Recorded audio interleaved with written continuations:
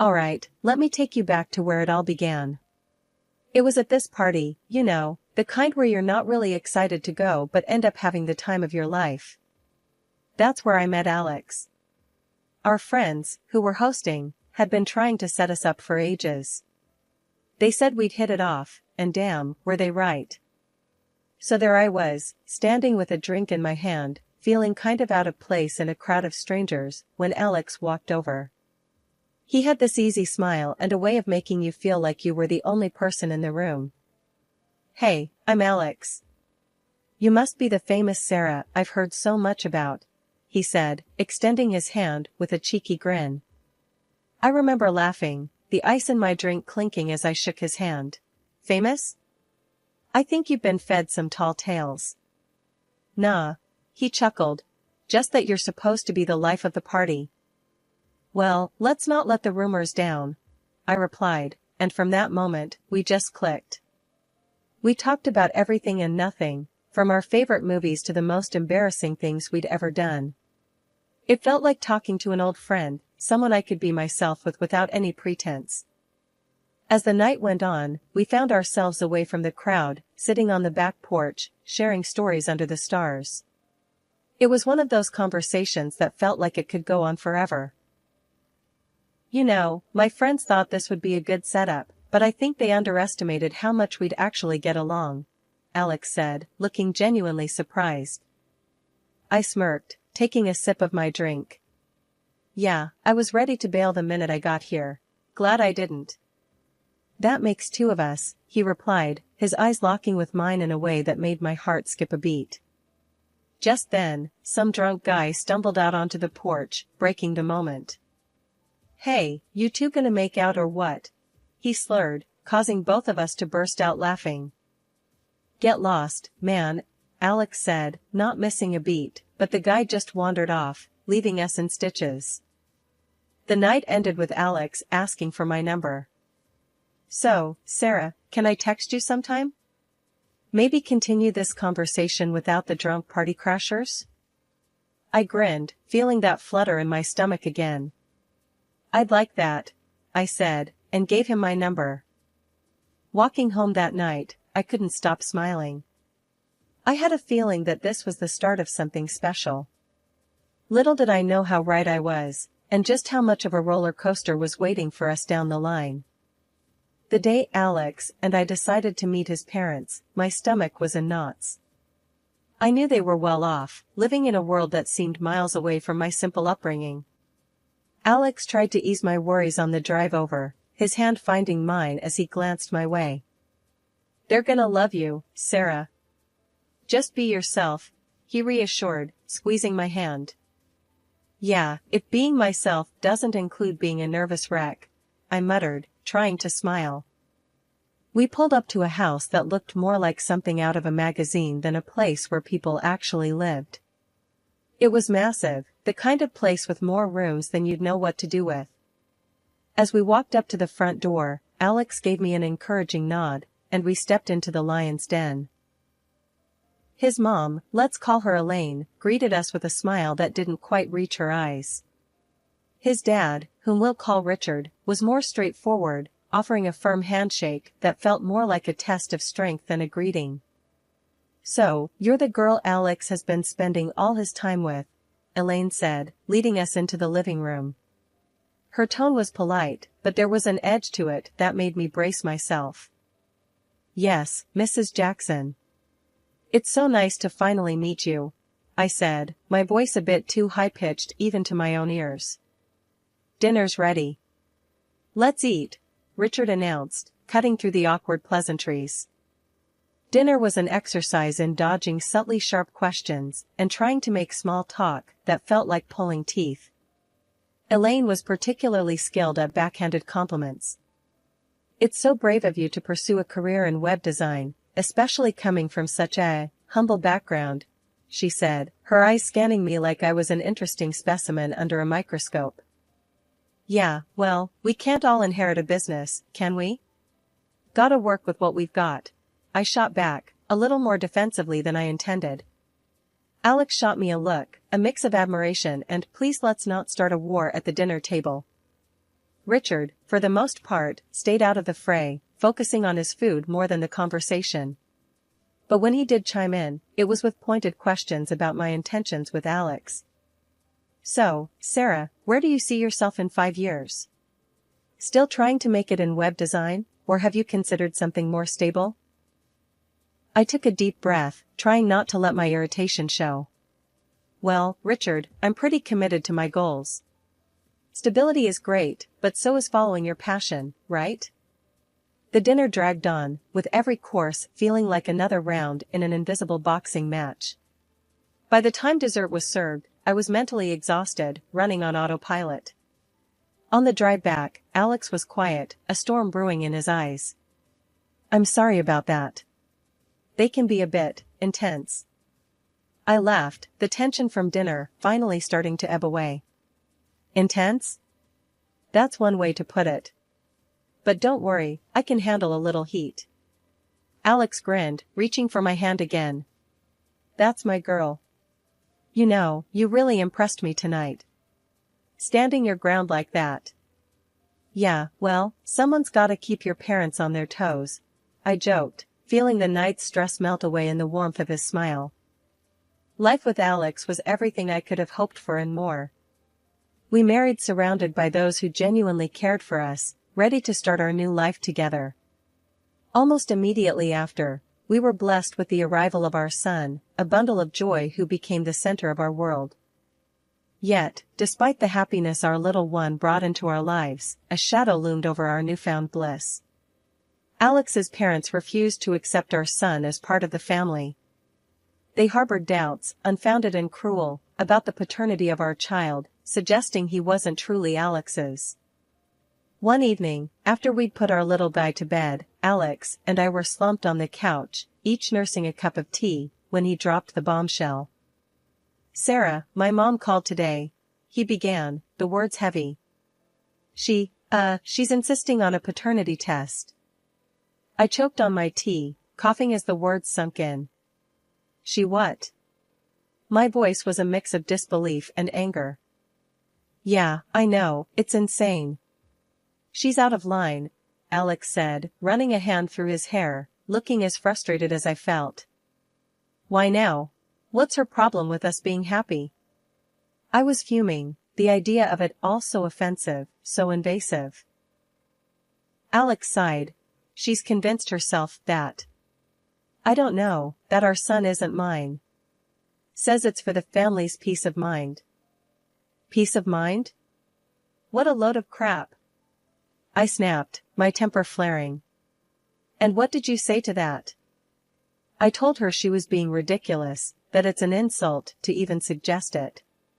But she's adamant. She's even willing to pay for the test, Alex explained, his tone defeated.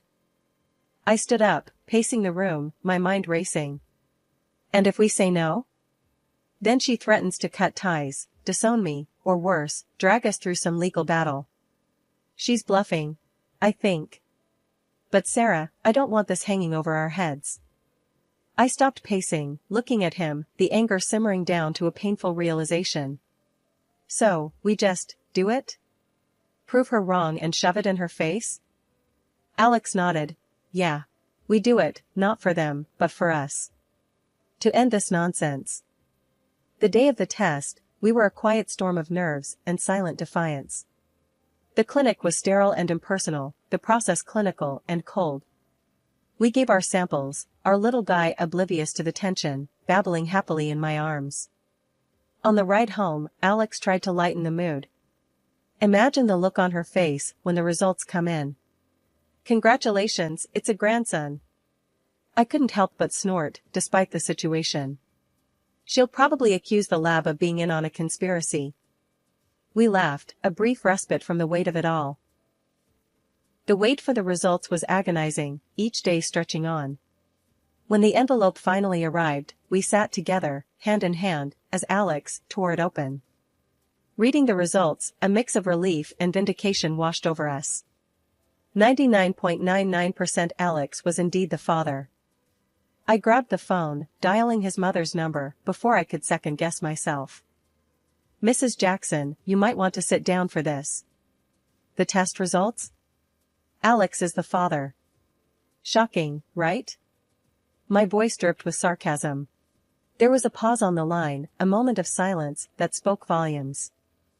Well, I suppose that settles that, then, she said, her voice cold, devoid of apology. Yeah, it does. And let me make something clear, I continued, my voice steady and firm. This is the last time you question my family. The next time you want to play detective, maybe start with a mirror. It's been 10 years. Life had settled into a comfortable rhythm for us, despite the lingering shadows of past conflicts. Then, out of the blue, on a lazy Sunday afternoon, my phone rang. The caller ID flashed a name that made my heart sink and my stomach twist into knots, Elaine, Alex's mom. I glanced at Alex, who was sprawled on the couch with our son, both engrossed in some cartoon that involved more explosions than dialogue. He caught my look and mouthed, "Who is it?" When I showed him the phone, his eyebrows shot up in surprise. Taking a deep breath, I answered, bracing myself. Hello? Sarah, it's Elaine. I know we haven't spoken in a while, but I wanted to wish my grandson a happy 10th birthday, she said, her voice softer than I remembered. I was taken aback, not only by the call itself, but by the gentleness in her tone. Thank you. That's unexpected. There was a pause, and then she continued, I've been doing a lot of thinking, Sarah. About everything. I know I've made mistakes, and I want to try to make things right. Could we possibly meet and talk? I was speechless, a rare occurrence for me.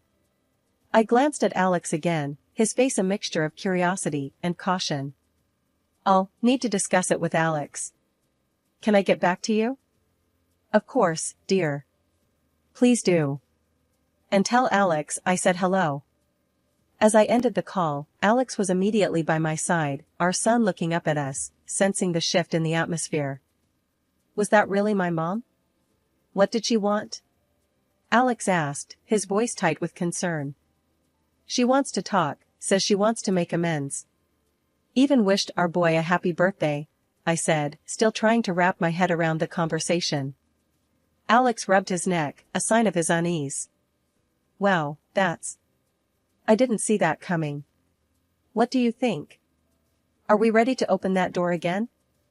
I sighed, watching our son return his attention to the TV, blissfully unaware of the adult complexities swirling around him. I don't know, Alex. Part of me wants to believe people can change. But another part. I'm scared of getting hurt again, of us getting hurt.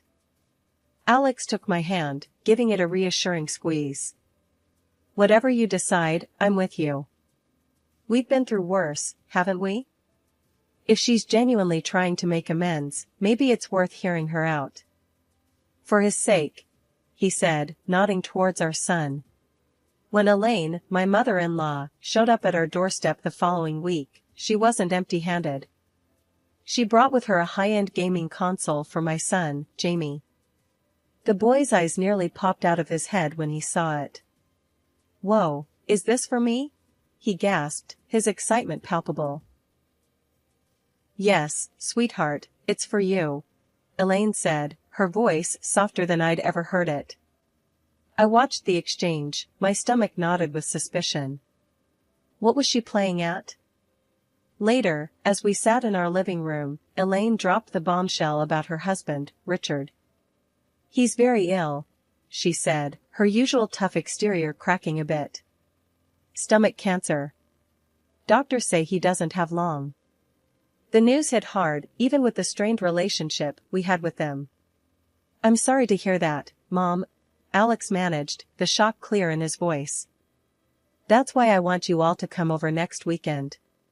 He wants to see you, especially Jamie, she added, her gaze lingering on our son. Despite my wariness, we agreed. It seemed the right thing to do, given the circumstances. The visit to their mansion was as uncomfortable as I anticipated. Richard looked a shadow of his former self, his illness taking a visible toll. Jamie, oblivious to the tension, was thrilled with the grandeur of the place. Wow, this place is huge, he exclaimed, his young eyes wide with wonder. As the evening wore on, Elaine took Alex and me aside for a private talk. What she said next floored me. "We need an heir for the business, and we want Jamie to be that heir," she stated, her tone matter of fact. I blinked, taken aback. "What about your other grandson, Matthew? Isn't he the heir?"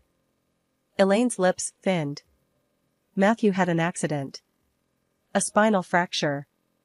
He can't take over the business now." Her indifference to Matthew's plight chilled me. It was all about the business for her. "So, you're just discarding him because he's injured? And now you want Jamie as your backup plan?"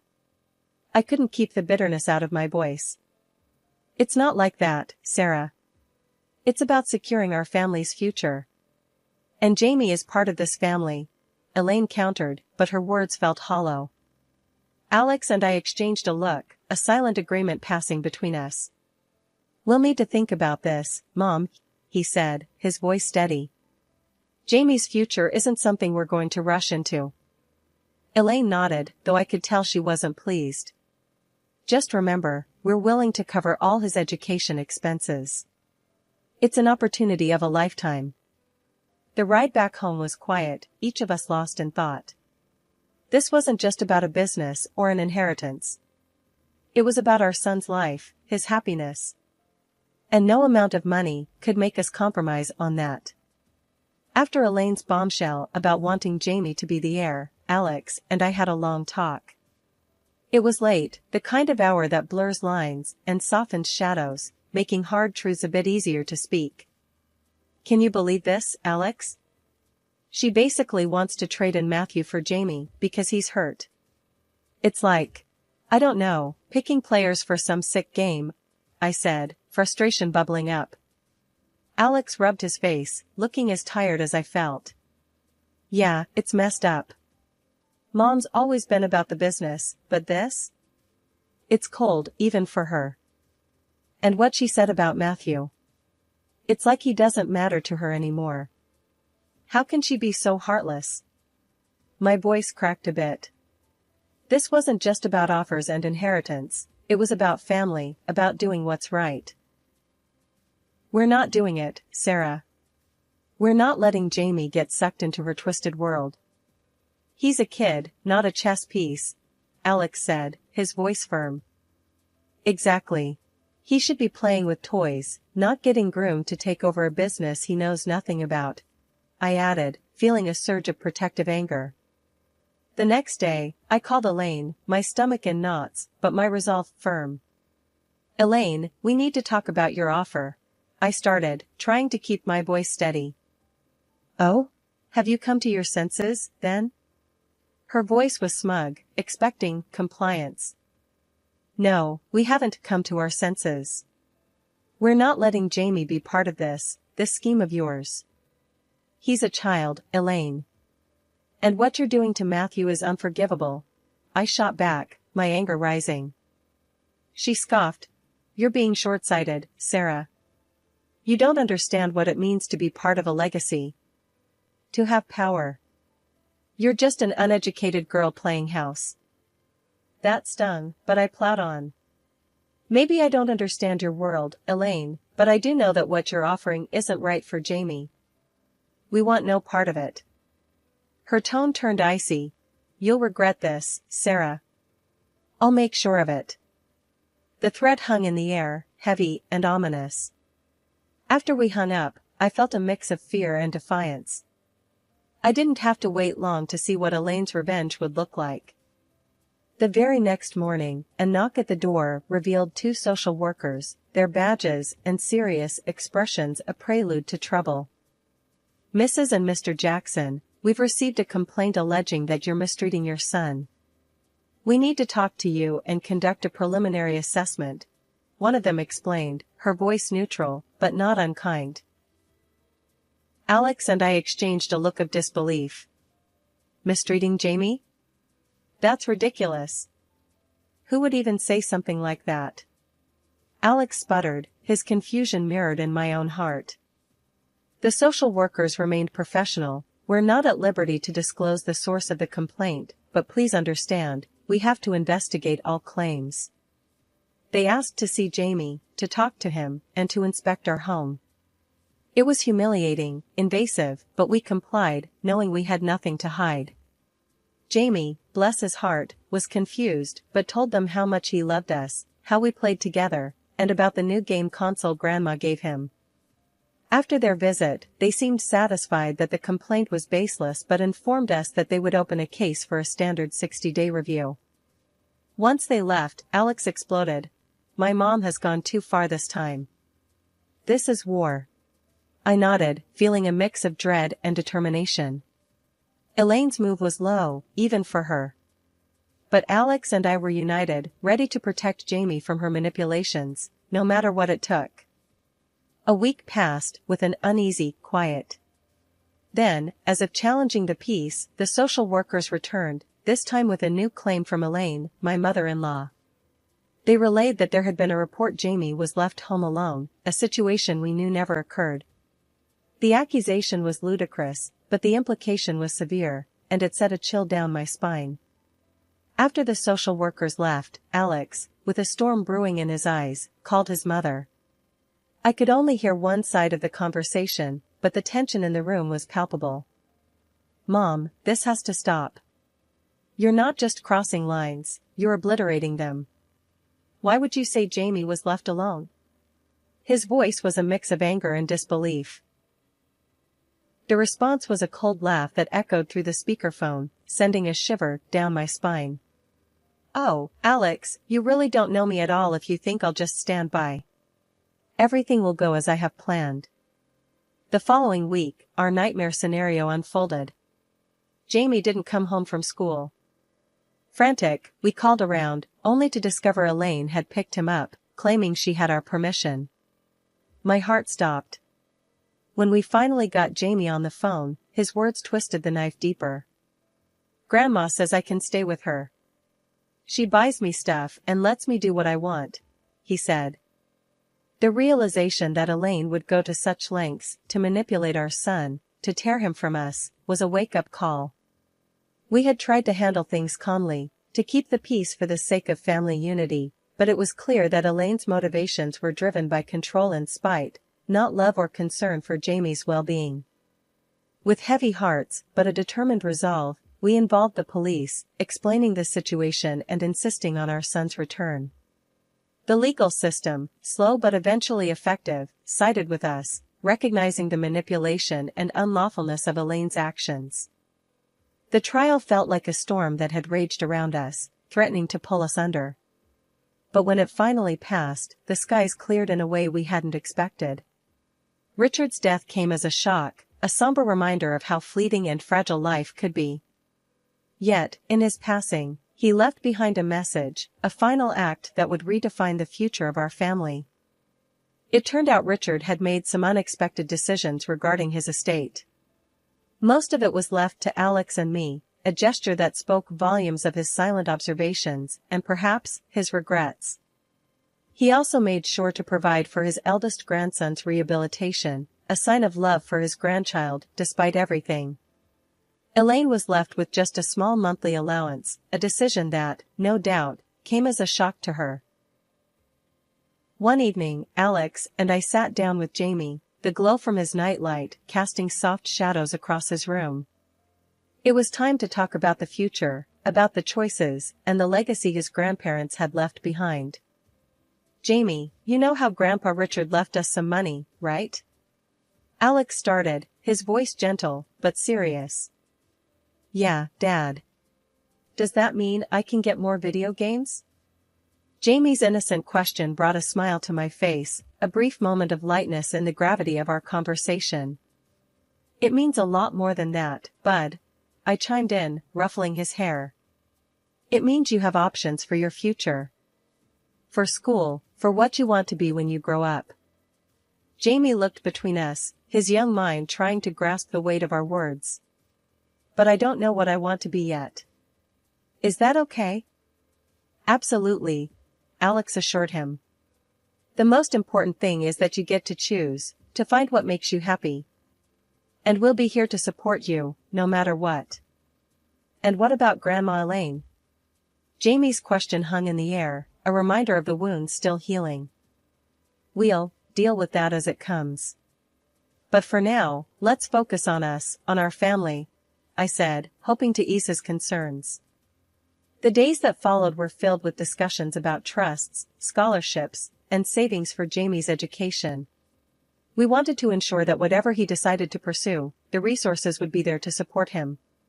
It wasn't just about securing his future financially, it was about giving him the freedom to dream, to explore, and to become whoever he wanted to be.